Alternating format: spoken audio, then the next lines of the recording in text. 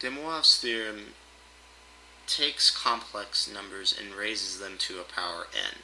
So if I had a generic complex number, z is equal to x plus yi, and I'm going to raise it to some power n, then this formula over here does that for me. And it's useful for when I have a very high power. If I had z to the 11th, then it could get pretty annoying if I had to do it out by hand. So this is kind of just a shortcut to that. And it actually is pretty useful. I've used it plenty of times in higher up math. I remember using it I think I used it in differential equations a few times. I haven't used it for a long time, but I know I've definitely used it before. But regardless, it's pretty easy to use. Obviously, I just plug the numbers into the formula and it gives me an answer. So I'm not going to, as usual, I'm just not going to spend any time on it. I'm just going to explain, I guess, how the formula works, because it looks, it kind of looks like it might be complicated, but it's not. Just where it comes from. And even then, I guess, I'm not really going to give a proof of it. I'm not going to go into kind of mathematical induction and all of that kind of stuff. I'm just going to give, a more common sense approach, I suppose. Just something that makes more intuitive sense than just spitting out a bunch of stuff that no one's going to understand anyways. So this is the way I think of it anyways. So I've got a formula to give me the product of two complex numbers, and that was z1 times z2 is equal to r1 times r2 cosine theta 1 plus theta 2 plus I sine theta 1 plus theta 2. And it's probably already pretty obvious where I'm going with this. I'm just going to since when something is being squared, it's being multiplied by itself, I'm basically just going to take z1 and then just do it twice. And that's just for it being squared. But if it was to be to the third power, then I would just do it again. And if to the fourth power, then I would do it again. So let me just write out what I mean. So this is the formula I'm going to be working with right here. So it's just very clear and easy to see what I'm doing.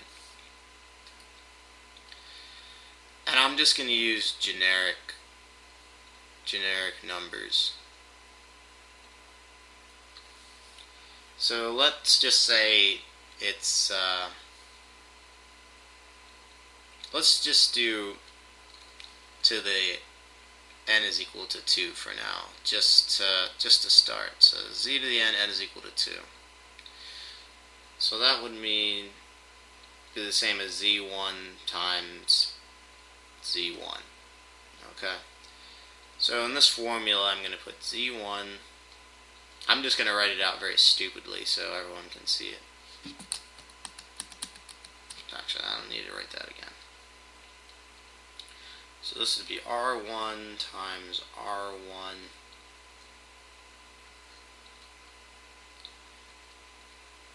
cosine theta 1 plus theta 1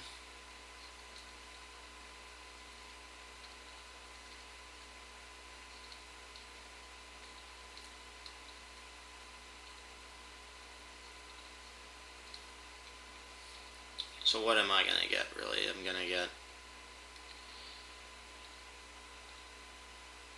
z to the, well, let me just, I don't want to get too confused. So I got z1 squared basically is equal to r squared times cosine 2 theta plus I sine 2 theta.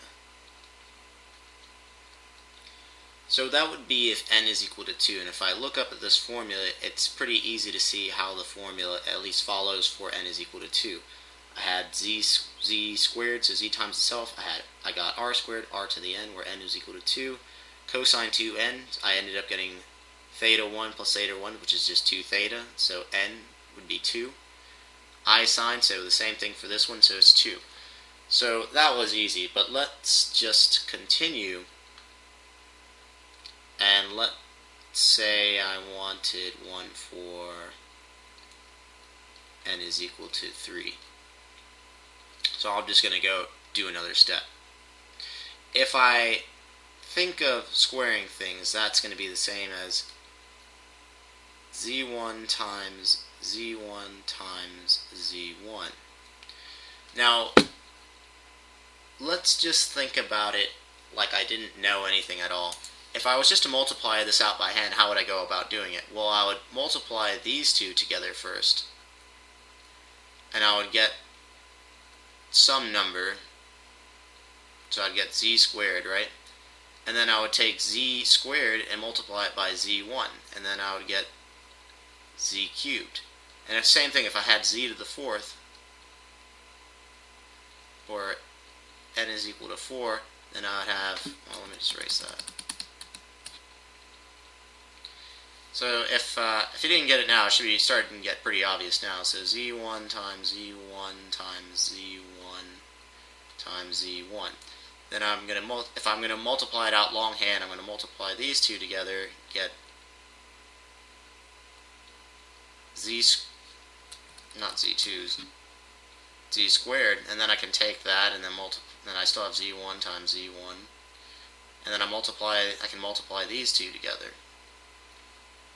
And then I get z cubed, and I still have the z1 left, and then I can multiply those two together, and then finally I get whatever z to the fourth is going to be. So basically, the way I'm trying to explain what's going on in this formula is basically using this formula out longhand. So for z to the second, I got this. So if I wanted to do z to the third, I would basically take, it'd be like this. Z to the first times z to z1 times z1. And I've already got z squared, so it would also be equal to z squared times z1. So basically what I'm going to do is I'm going to use this formula again, but for angle 1, I'm going to have z squared, and then as my second complex number, I'm just going to have the original one. So that's the way I kind of go about thinking of this formula. I'll do it. So z squared times z1. Well, these are both z1, but I have z1 squared already, and again, this is equal to z to the z1 to the third. So again, z squared, and I'll just put the 1 there just to be consistent, times z1. So this would be equal to, and I use this formula right here, the z1, z2, r1, r1, whatever. So r1 is going to be r squared, and then it's going to be multiplied by r1. Cosine, and then angle 1 was 2 theta 1, and then the second one was theta 1 plus I sine, and then again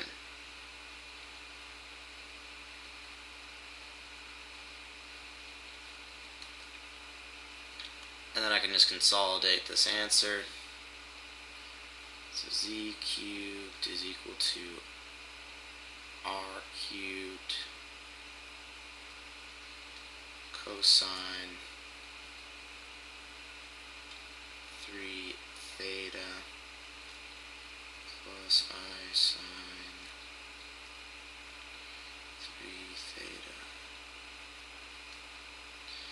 So if I were to continue for the fourth, then I would do another one. But the whole point of this is just to show how this formula is working. I've got z cubed is equal to r cubed times 3 cosine 3 theta plus I sine 3 theta.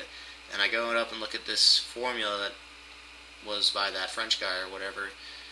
Z to the n, so in this case n is equal to 3, I got r to the third cosine 3 theta plus I sine 3 theta. So just multiplying it out longhand, it shows that it works. So I thought this would probably be more useful than getting into mathematical induction and all this other stuff. And it's a bunch of math jargon. It's just, I mean, it's good to do if you're into that kind of stuff where you're going to be using it, but otherwise, if not, especially at this juncture where if someone's taking trigonometry, they're not going to be knowing any of that kind of stuff. They're not going to be, I mean, it's not that I'm not going to be interested to know that kind of stuff, but it just doesn't, I don't believe it helps, so I'm not going to do it, at least for now.